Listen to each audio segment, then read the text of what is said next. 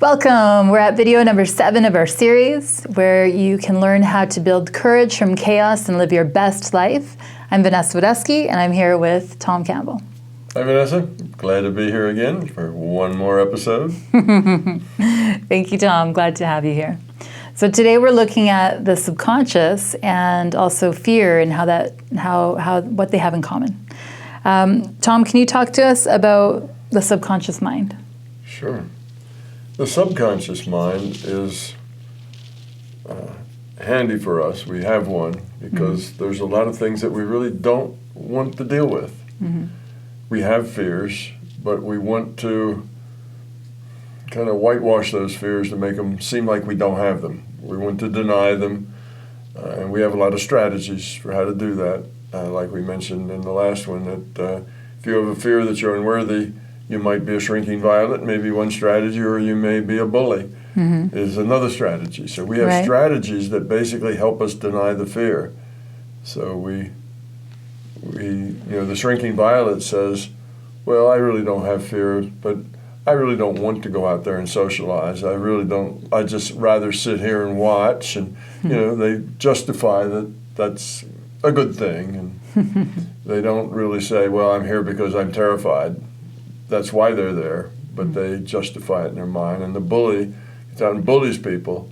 He doesn't feel like he's much, but he's going to try to convince himself that he is much by being tough. And, if he's bigger than other people, then he can push those around. And because he's successful at pushing others around, he feels like he's pretty powerful. He's okay. Mm-hmm. So he's trying to trick himself that he doesn't have that fear, that he isn't what he fears, which is small and unworthy. So, so we need that. If we have fear, we need that subconscious. Is where that fear is. It's something that we don't want to deal with. We don't even want to know that it's there. We want to convince ourselves that we're just fine the way we are. And the problems we have are everybody else's problem, not our problem. So that subconscious keeps our fear. It keeps a lot of our emotion stays down there too. It's things that, like our buttons. When somebody pushes one of our buttons, what they're doing, that's a fear button. When you push a fear button, a lot of emotion pours up, right out of nowhere. Yes. Yes. That emotion. Our emotions are not intellectual. We don't say, oh, I think I'm going to get angry now. No. We don't, it's just the anger just roars up, right? So we keep that down there because we don't really want to know about that either. So we keep all that stuff down there in that part of our mind that we don't really want to deal with. So it's not in our conscious mind, it's in our subconscious mind where we're not really aware of it.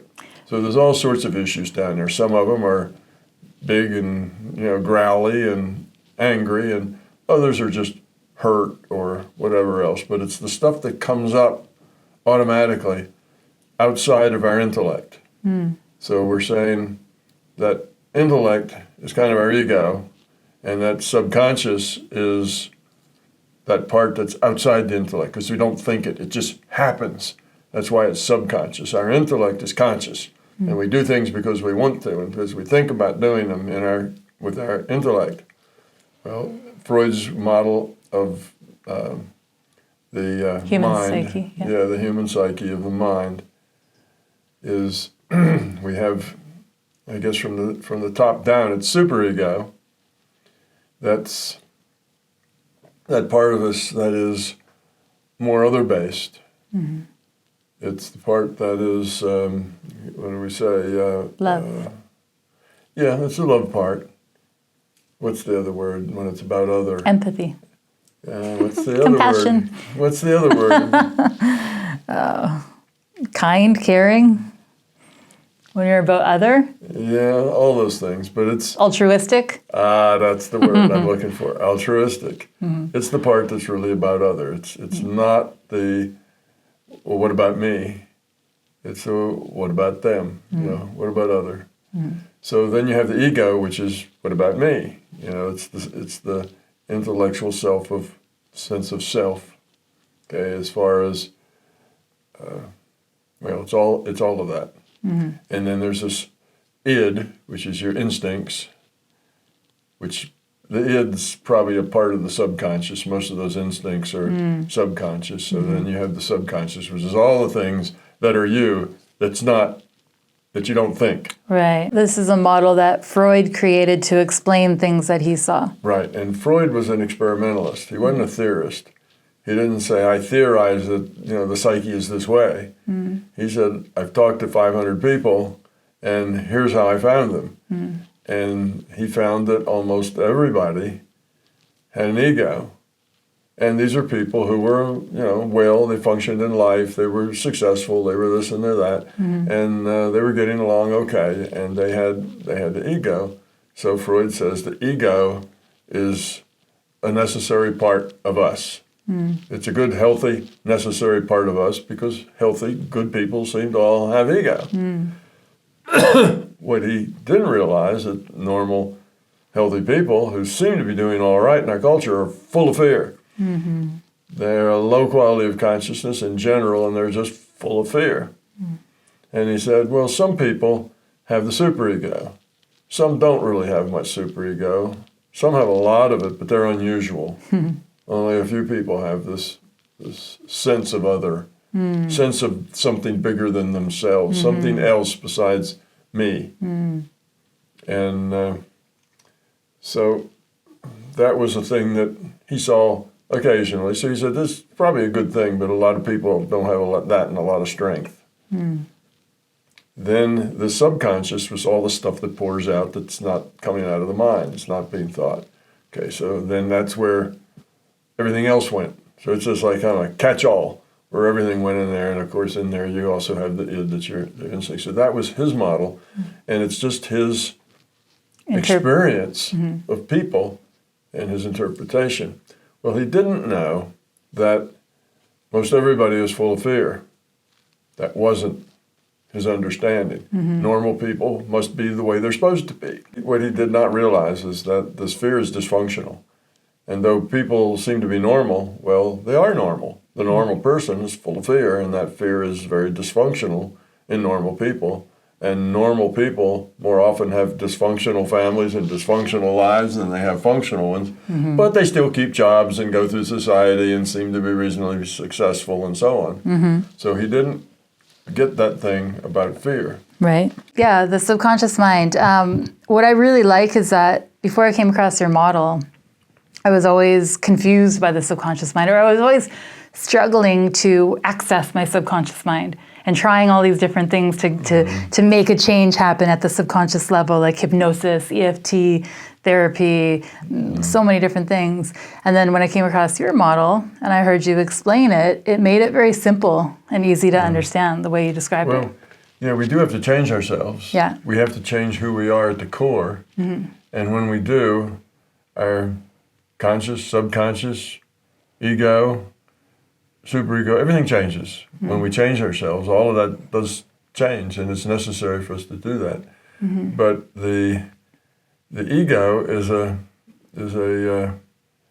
what do you call it, a pathological thing, because it's based on fear. And the subconscious is also a pathological thing, because it's where we throw all the fear and all the other junk that we don't want to look at. Right. That's there too. So a lot of our feelings come out of this subconscious. So the subconscious is a part of us, just like the ego is a part of us, and the id and the superconscious are all a part of us. But the ego and the subconscious are really fear-based. If we don't have any fear, then we don't have any ego, and we don't have any subconscious. The subconscious goes away. And then we are a being that is aware of all parts of us. We're aware of our superego, our altruism, our caring, our love, and we are aware of our feelings. We're aware of all of us. We're aware of our instincts, and all of those are there and present. It doesn't mean we're a slave to them. It just means we're aware of them, and they're a part of us. They're nothing's hidden. Right. So when you get rid of fear, there is nothing hidden. You're a whole person. And when you become authentic, So you can even still have some fear, possibly. Yes, you can be authentic, and authentically you have a lot of fear. You have a lot of fear in being authentic. It just means it is who you are. You're not living an image. You're not covering things up. It means the bully stops bullying and realizes he feels really inadequate and really bad about himself. That's authentic. Strutting your stuff and beating your chest and saying, I'm really good, I'm better than everybody, when you think you're worse than everybody, that's being inauthentic. So when you're authentic, you may be aware that, yeah, you have fear, but at least you're authentic. Right. So is that then, so when you're authentic then, and you're aware of these insecurities and fears, you no longer have this kind of part that's hidden. You no longer really have a subconscious that's driving you in ways that you're unaware of. Once you're an authentic person, you are who you are. Okay. And when you can have authentic and be fear, so you may still have a subconscious and be authentic because you still have fear that you don't want to see. But you're authentic, so you look at it and you're trying to get past the fear. But so having fear and being authentic aren't mutually incompatible. But the more you are authentic, the more you're able to get rid of fear, and the smaller your subconscious becomes. So when you get rid of all the fear and you are being of love, then there's no hidden parts. You're a whole person. So the subconscious isn't that part where mystical things happen. It's not that part that you try to program. Yeah. You can program things there, but it's really a dysfunctional part. It's a pathological part that's there just because you have fear. And we've hidden it. And the fear has been too painful for us to look at or admit, so we've hidden it and call it our subconscious. Yeah, people don't want to feel that they are inadequate. They want to be adequate. So they put on a show for themselves as much as anybody else to prove to themselves that they're not inadequate. But that's not being authentic. And it is, then you need the subconscious that hides all that stuff. But because it's kind of this unknown secret part, then when we do things that aren't intellectual, we say, oh, well, we can work with our subconscious. We can do all this stuff in our subconscious, because that's the part that's not intellectual, and we know that to succeed in these things, we need to let the intellect go. So therefore, the source of being there is really the subconscious. Well, that's wrong. It's not like that. Well, I shouldn't say that's wrong. It's not, my model says that's not necessary. The subconscious is not the source of spirituality, or the source of the core of the being. When I talk about the being level, I don't mean the subconscious. The subconscious is part of that being level. If you have fear, part of your being is hidden from you. But it's a part that needs to go away. So we don't have a subconscious normally. But Freud didn't know that, because Freud said, well, everybody seems to have this subconscious because everybody's up to here with fear. Right. So of course they do. So then it became a normal, healthy thing that everybody has as a subconscious. Yeah, and there's been models of psychotherapy built upon that. Like the one main one is that picture of the iceberg that's like submerged, right? And 90% of it you don't see, and you only see the tip. And they explain that that's us. 90% of it we don't know, we don't see. That's our subconscious. We only have the little tip. And that's our little intellect up there trying to run us with its image. Yeah, exactly. Trying to run the image of us. And the rest is all. And all the rest is our fear and stuff that's just out of sight. That we don't want to look at, or we don't want to admit to ourselves or others. Yeah, we don't want to deal with our instincts. Yeah. They can push us or drive us this way or the other, and we're always excusing them. Well, why did you do that? Well, we'll come up with some reason. We won't say, well, it's just the way I am. It's an instinct of mine, and I need to curtail that, or I need to not curtail that, whatever. We don't say that. We make up stories, and we suppress a lot of that kind of stuff. But, you at that being level, when you're hungry, when you're frustrated, when you're whatever, whatever it is, about it. It's not like there's any part of you that just suddenly pops up and startles you because it starts crying or something for no reason. It just starts bawling because who knows why. It's all that subconscious stuff is down there and it's a problem. Right. Well, yeah. So I would agree that little tip of the iceberg is mostly our intellect. And the rest is our fear. And the rest is our fear. So it's like that fear is driving us, and then the intellect justifies why we have the fear, why we behave the way we behave. Which only keeps the fear in place and doesn't help us to let it go, which is the whole point. All those buttons people have. When you hit a button, you hit somebody's button and they get an emotional reaction to it and they get unhappy, and a negative reaction usually when you hit a button makes them angry, makes them upset, makes them cry, whatever it is. Yeah. That's all in that subconscious. That's why you need it's a button, because you do something and it triggers something else that comes out as ugliness. Right. Whereas if you clear that subconscious, there's nothing to push, and then you don't get a reaction. There's no triggers. There's no buttons. There's nothing in the subconscious. Exactly. So it's just not there. So the subconscious is just pathological is just a word that means it's unhealthy. It's not a healthy part of a psyche. But it is a common and normal part of a psyche. Normal in the math sense that normal means most everybody has it. It's normal. It's average. And that's, so the Freudian model was based on what's average. Right. What he looked at, and he defined it good if people seem to be doing all right, and bad if they didn't. So that was his model, and it just misses the point that fear versus love is really the key element that drives people. Yeah. And your quality of consciousness is the key thing that drives people. So that's why the model is a good model, because it helps explain these things. Right. Because it makes a lot of sense. Why would we carry around a part of us that isn't known? Yeah. That we can't access? Yeah, exactly. What's the advantage in that? There is no advantage. No. Yeah. It's just because we're neurotic and we don't want to show these fears or whatever. We keep them down. We don't want to admit them to ourselves, much less anybody else to see them. We're ashamed of them. Which only keeps them buried in there even deeper. We have bigger. shame, layers of shame. Yeah, they just get bigger and bigger. So Freud did the best he could, but he didn't have theory to help explain to him how things work. Right. So he didn't have the structures. That's what we said that MBT was. It was a structure in which people could find themselves and what's there. Yeah. Well, if you have that structure and you understand that we're here to lower entropy and that fear is the problem, love is the answer to that problem, then the fact that we have ego, which is self-centeredness, all it's about me. Now some people will say, well, wait a minute, the ego is just self-awareness. It's not just self-awareness. No.